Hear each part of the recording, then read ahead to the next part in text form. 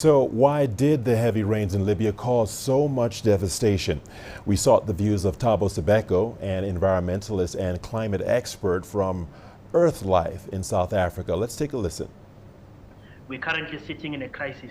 The global society, the world is sitting in a crisis at the moment of the climate change.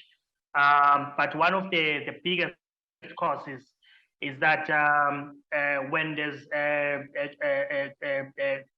drought, uh, basically the soil is actually struggling to hold water. So when there's a lot of rain coming, hitting the place, and most of the time the soil is struggling to hold the water. So as a result, that is actually can cause a lot of floods in the area because the water is unable to, is flowing and is floating very easily because of the soil is very dry to actually hold the water.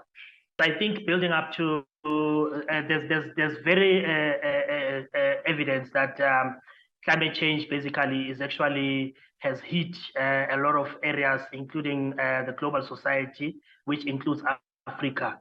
So, but you must remember that particularly when there's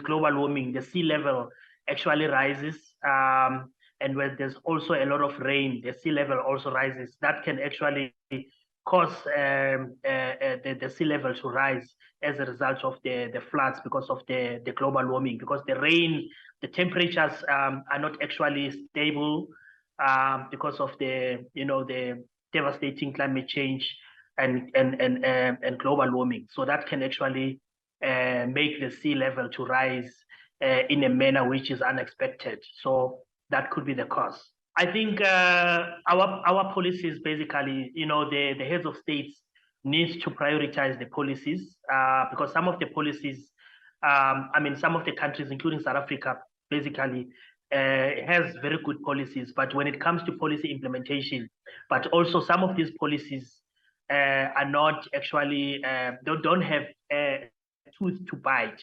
They are just policies to satisfy some of the Western countries in order to maintain the working relation. So the African region countries need to intensify their policies so that the policies speaks with the current situation, and the policies are actually designed to actually protect the natural environment and also to save, to prioritize communities in order to also to save the planet. So the policies needs to be intensified. The policies needs to actually protect what the constitution of each and every African region country states.